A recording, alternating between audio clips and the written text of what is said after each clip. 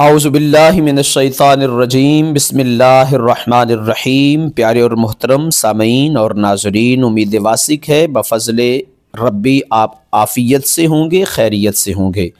ناظرین کرام، ہماری یہ خوبصورت ویڈیو تاریخ مکہ المکرمہ پر مشتمل ہے اور بہت سارے ایسے سوالات جن کے جوابات بھی آپ کو انشاءاللہ اس ویڈیو میں ضرور ملیں گے۔ مثلا خانہ کعبہ کب سے ہے، اس میں پہلی نماز کب پڑھی گئی، اور اس میں پہلا حج کب ادا کیا گیا، اور اس خانہ خدا کو کس نے تعمیر کیا، اس پر کون لوگ حملہ آور ہوئے، اور مکہ المکرمہ میں خانہ کعبہ میں امام صاحب کہاں کھڑے ہو کر نماز پڑھاتے ہیں، اور بہت سارے ایسے سوالات جن کے جوابات انشاءاللہ آپ کو اس ویڈیو میں ملیں گے۔ ناظرین کرام، مکہ مکرمہ دنیا کا قدیم ترین مقدس شہر ہے جسے ام القرا یعنی بستیوں کی ماں کہا جاتا ہے۔ یہ وہ سرزمین ہے جہاں انسانیت کے عظیم رہنما جناب حضرت ابراہیم علیہ السلام اور حضرت اسماعیل علیہ السلام اور آخر الزمان حضرت محمد صلی اللہ تعالی علیہ وسلم نے قدم رکھا۔ مکہ کی تاریخ دراصل توحید، قربانی، صبر اور خدا پر بھروسے کی تاریخ ہے۔ مورخین کے مطابق مکہ کی بنیاد بہت قدیم زمانے میں پڑی۔ کئی روایات میں آتا ہے کہ یہ وادی ایک زمانے میں بالکل ویران اور بے آب و گیا تھی۔ جناب حضرت آدم علیہ السلام کے دور میں بھی یہاں عبادت گاہ بیت اللہ کا ابتدائی نشان موجود تھا۔ وقت کے ساتھ ساتھ یہ مقام مٹ گیا، یہاں تک کہ وادی مکمل ویرانی میں بدل گئی۔ مکہ کی باقاعدہ آبادکاری کا آغاز کب سے ہوا؟ جناب حضرت ابراہیم علیہ السلام نے اللہ کے حکم سے اپنی زوجہ حضرت ہاجرہ سلام اللہ علیہا اور اپنے شیر خوار بیٹے حضرت اسماعیل علیہ السلام کو اس بے آب و گیا وادی میں چھوڑا۔ پانی نہ ہونے کی وجہ سے حضرت ہاجرہ نے صفا اور مروہ کے درمیان دوڑ لگائی۔ اللہ کی رحمت سے زمزم کا چشمہ پھوٹ پڑا جو آج تک جاری ہے۔ سبحان اللہ۔ زمزم نے اس وادی کو زندگی اور زندگی دوام بخشی، اور یہ اللہ کے پاک پیغمبر علیہ السلام کا معجزہ آج بھی جاری و ساری ہے اور رہتی دنیا تک یہ قائم و دائم رہے گا۔ زمزم کے ظہور کے بعد قبیلہ جرہم اس وادی میں آباد ہوا۔ حضرت اسماعیل علیہ السلام جوان ہوئے، عربی زبان سیکھی اور جرہم قبیلے میں شادیاں ہوئیں۔ یوں مکہ ایک باقاعدہ بستی کی شکل اختیار کرنے لگا۔ حضرت ابراہیم علیہ السلام اور حضرت اسماعیل علیہ السلام نے اللہ کے حکم سے کعبہ کی تعمیر کی۔ تعمیر کے بعد انہوں نے اللہ خالق کائنات سے دعا کی، رب اجعل ھذا بلدا آمنا، اے رب اس شہر کو امن والا بنا دے۔ یہی خانہ کعبہ حج، عمرہ اور عبادت کا مرکز بن گیا۔ ناظرین کرام، وقت کے گزرنے کے ساتھ ساتھ مکہ عرب کا سب سے بڑا تجارتی مقام بن گیا۔ قریش نے ایلاف قریش کے تحت شام اور یمن کے تجارتی سفر شروع کیے۔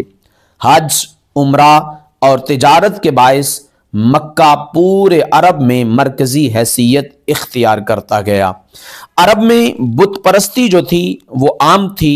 کعبہ میں 360 بت رکھے گئے تھے، جبکہ لات، منات، عزا، ہبل یہ بڑے بڑے بت تھے اور ان کے آگے پھر چھوٹے چھوٹے بت تھے۔ الغرض کفاران مکہ اپنی ہر حاجت کے لیے اپنا ایک الگ بت، اپنا ایک الگ خدا بنا لیتے۔ مکہ روحانی مرکز سے ہٹ کر شرک کا مرکز بنتا جا رہا تھا۔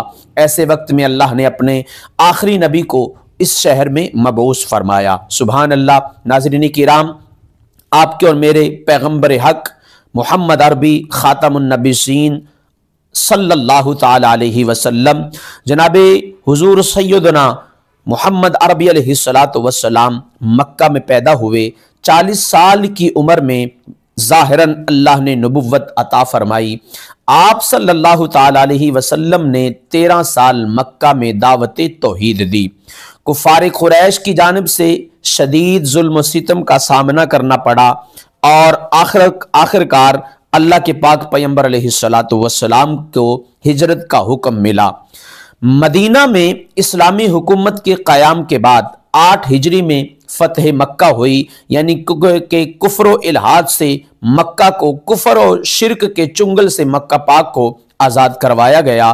رسول اللہ صلی اللہ تعالی علیہ وسلم نے تاریخی معافی کا اعلان فرمایا، بلکہ حضور نے یہاں تک فرمایا کہ آج جو اس کے گھر میں امان لے گا اسے بھی امان دی جائے گی۔ آج جو ابو سفیان کے گھر میں امان لے گا اسے بھی امان دی جائے گی۔ کعبہ کو تمام بتوں سے پاک کیا گیا، مکہ پھر سے توحید کا مرکز بن گیا، امن اور عدل کے سائے میں جو ہے وہ یہ مکہ جو ہے وہ چلتا رہا۔ اسلامی خلافتوں کا جو ہے وہ دور آغاز ہوا، اسلامی خلافتوں کا جو ہے وہ دور دورہ ہوا۔ خلافت راشدہ میں امن اور عدل کے سائے میں مکہ شریف جو ہے وہ قائم اور دائم رہا۔ حضرت سیدنا ابوبکر صدیق رضی اللہ تعالی عنہ کا دور حکومت اور دور خلافت، اس کے بعد مراد اور مرید رسول جناب عمر بن خطاب رضی اللہ تعالی عنہ کا دور حکومت، اور اس کے بعد دوہرے دماد رسول حضرت سیدنا عثمان ذو النورین رضی اللہ تعالی عنہ کا دور حکومت، اس کے بعد حضرت سیدنا علی المرتضی شیر خدا کا دور حکومت۔ ان کے دور حکومت یعنی کہ ان ادوار کے بعد اموی اور عباسی دور خلافت اور دور حکومت آیا۔ مکہ کی خدمت کی گئی، حج کے انتظامات اور تعمیرات پر خصوصی توجہ دی گئی، متعدد بار کعبہ کی مرمت و توسیع ہوئی۔ اس کے بعد اموی اور عباسی دور کے بعد عثمانی دور آیا، حرم شریف کی بہت بڑی توسیع کی گئی، حرم شریف کو وسیع کیا گیا، زمزم کی حفاظتی تعمیر کی گئی، مکہ کی شاہراہوں اور کاروان سراؤں کی بہتری کے لیے اقدامات کیے گئے۔ اس کے بعد جدید دور آیا، ٹھیک ہے، اور سعودی ریاست نے جو ہے وہ قیام پکڑا۔ سعودی حکومت نے مکہ کو جدید ترین سہولیات سے آراستہ کیا، مسجد الحرام کی عظیم الشان توسیع کی گئی، مطاف کی گنجائش میں کئی گنا اضافہ کیا گیا، یعنی کہ جہاں پر طواف کیا جاتا ہے حجاجان کرام کی آسانی کے لیے اور ان کی بڑھتی ہوئی تعداد کے تناظر اور اس کے پیش نظر مطاف کی جگہ کو یعنی کہ طواف والی جگہ کو وسیع کیا گیا۔ حرم ٹرین اور میٹرو ٹرین چلائی گئی، جدید ہوٹل کا انتظام کیا گیا، اور اس کے بعد جو ہے وہ پل بنائے گئے، ٹنلز بنائی گئیں، ٹھیک ہے جی، حاجیوں کو بہترین انتظامات جو ہے وہ باہم پہنچائے جانے لگے۔ آج مکہ پوری دنیا کے مسلمانوں کے لیے محبت، روحانیت اور سکون کی سرزمین ہے۔ مکہ مکرمہ صرف ایک شہر ہی نہیں بلکہ انسانیت کی روحانی تاریخ کا دل ہے۔ یہاں اللہ کی توحید کی صدا سب سے پہلے گونجی، یہاں سے آخری نبی جناب حضرت سیدنا پاک محمد علیہ الصلوۃ والسلام نے دین اسلام کی بنیاد رکھی، اور یہ شہر قیامت تک مسلمانوں کا مرکز ایمان رہے گا۔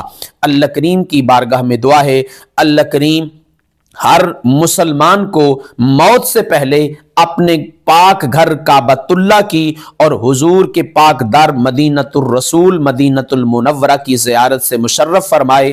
آپ سے درخواست ہے اگر آپ چینل پر نئے ہیں تو چینل کو سبسکرائب کر دیجئے، ویڈیو کو لائک ضرور کیجئے، اپنے دوستوں کے ساتھ شیئر کیجئے، اور کمنٹ سیکشن میں اپنی رائے کا اظہار ضرور کیجئے، اور ہمارے ساتھ جڑے رہیے ایک ایسی ہی نئی اور خوبصورت